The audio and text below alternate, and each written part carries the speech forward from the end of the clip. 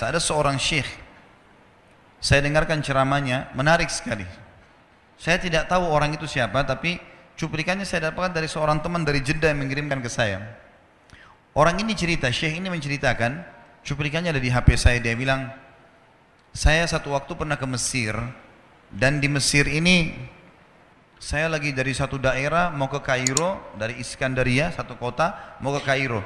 Itu saya tiba di Kairo mungkin sekitar jam 2 malam. Pesawat saya selepas subuh harus berangkat kembali ke Saudi. Dia bilang, saya telepon pengurus masjid, saya mungkin mau mampir di masjid yang saya ceramah kemarin di Kairo itu. Saya mau tinggal di sana mungkin 2 jam, 3 jam istirahat. Nanti habis itu baru kemudian saya berangkat ke Saudi habis subuh.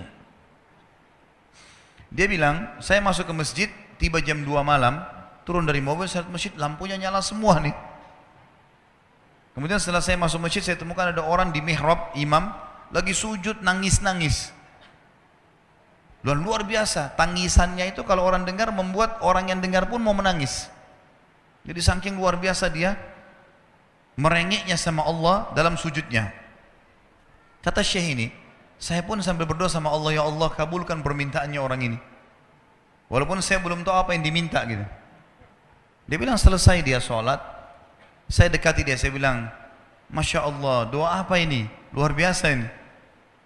Doa yang diikuti dengan tangisan di sepertiga malam menjelang subuh. Allah turun ke langit bumi, dikabulkan nih. Dia bilang, demi Allah syekh. Karena syekh ini orang Arab biasanya panggil, bisa orang pintar, bisa orang kaya, bisa orang tua. Jadi kalau antum dipanggil syekh, jangan bangga dulu ya. Karena banyak maknanya itu. Ya. Jadi dipanggil syekh. Dia tidak tahu, biasa juga di Saudi begitu ya. Kalau ada orang kita tidak kenal dipanggil syekh, syekh, sini syekh. Walaupun antum bukan syekh sebenarnya gitu. Ya. Maka dia bilang, demi Allah syekh. Dia tidak tahu kalau ini orang memang ulama gitu. Istri saya sekarang lagi dirawat di rumah sakit. Dan saya harus bayar 14.500 jenih atau ponnya Mesir. Saya harus bayar rumah sakit. Kalau enggak istri saya enggak bisa dioperasi. Ini sudah parah sekali. Kata syekhnya, jadi gara-gara itu kau sujud sama Allah. Dia bilang, iya, lanjutkan nangis sama Allah. Allah tidak akan menyanyiakan orang yang ikhlas minta padanya. Lanjutkan, nikmati sujudmu. Pasti Allah akan berikan jalan keluar. Dia bilang, iya baik. Orang itu dia bilang kembali lagi ke mihrab, nangis lagi. Sholat sujud sama Allah, ya Allah. Dan dalam doanya begitu. Ya Allah, istri saya mau dibayar besok rumah sakitnya. Jumlahnya sekian, saya tidak pegang uang 1 jenih pun.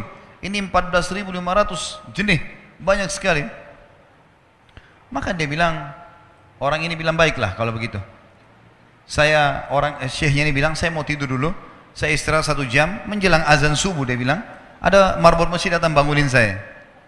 Sudah azan, saya sholat qobliyah, sholat sunatul fajr. Waktu iqamah, pengurus masjid tahu kalau dia ini ulama, dipanggil, dia bilang, syekh tolong jadi imam. Dia bilang, saya capek, baru istirahat 1 jam, 2 jam malam. Biarlah imam. Dia bilang, tidak apa-apa, ayat-ayat pendek aja, baca surah-surah pendek aja.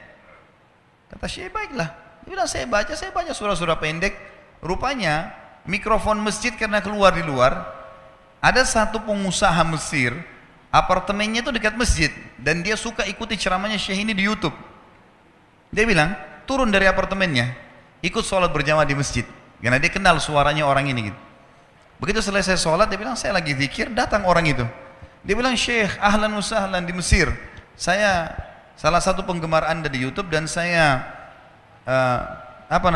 dengar suara tadi. Saya tadinya mau sholat di masjid lain, saya ke masjid ini. Dia bilang, syekh, saya mau minta tolong satu hal. Kata syekhnya, kenapa? Dia bilang, saya sudah ngitung zakat uang perusahaan saya harus alokasikan 14.500 jenih. Kata syekhnya. Orang itu bilang, saya mau alokasikan zakat saya 14.500 jenih. Kata syekhnya, saya nangis, dengar itu. Nangis, saya terisak-isak. Kata orang itu, kenapa Anda nangis? Syekh bilang, saya nggak bisa jelasin.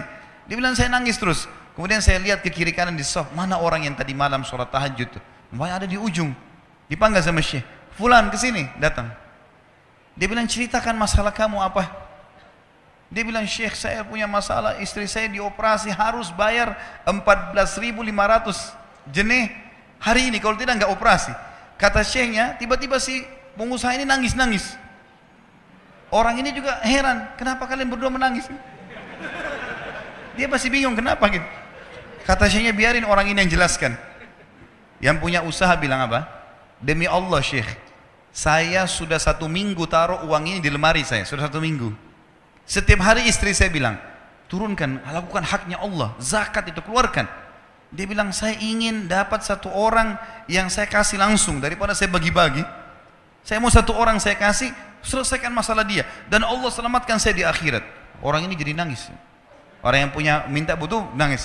Kata pengusahanya, ini uangnya silakan, 14.500. Semoga Allah selesaikan urusan saya di akhirat gara-gara saya bantu kamu.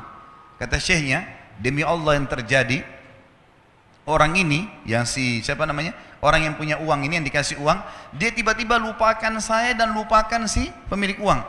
Dia langsung angkat kepalanya ke langit sambil menangis mengatakan, ya Allah, aku mencintaimu.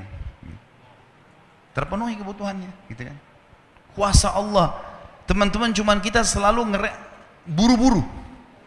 Kalau seseorang kita di perusahaan mau dinaikkan gajinya saja, mau naikkan jabatannya, dia harus tulis permohonan. Tidak mungkin juga baru hari ini dimasukkan kemudian ketuk ruangan di rootnya, mana permintaan saya kemarin, atau hari ini, nggak mungkin. Seminggu dia sabar, 2 minggu dia sabar, dengan berharap datang panggilan. Kenapa dengan Allah subhanahu wa ta'ala kita tidak begitu, teman-teman? Banyak orang buru-buru, dan kebanyakan orang mau menggantungkan permintaannya kepada Allah hanya pada hal-hal yang kecil, hal yang besar tidak, atau sebaliknya, hal yang besar, hal yang kecil tidak. Kenapa tidak pernah minta sama Allah dikasih motor, dikasih mobil, dikasih rumah? Kenapa hanya minta kalau penyakitnya dihilangkan baru kembali kepada Allah? Itu pun seringkali kita jadikan Allah nomor 30, teman-teman sekalian. Ke dokter ini, ke dokter itu, resep ini, resep. Nanti kalau sudah mentok nggak bisa sembuh baru sholat tahajud. Hah? Salah. Islam mengajarkan kita apa? Sebelum makan berdoa, sebelum tidur berdoa, sebelum aktivitas berdoa, sebelum ke dokter doa dulu supaya Allah jadikan kesembuhan. Karena dokter resepnya cuma semoga lekas sembuh, tidak ada pasti sembuh. Makanya teman-teman sekalian, kembali kepada Allah adalah jalan yang paling luar biasa. Gitu. Coba merengek kepada Allah SWT. Allah pasti tidak akan pernah memungkiri janji-janjinya.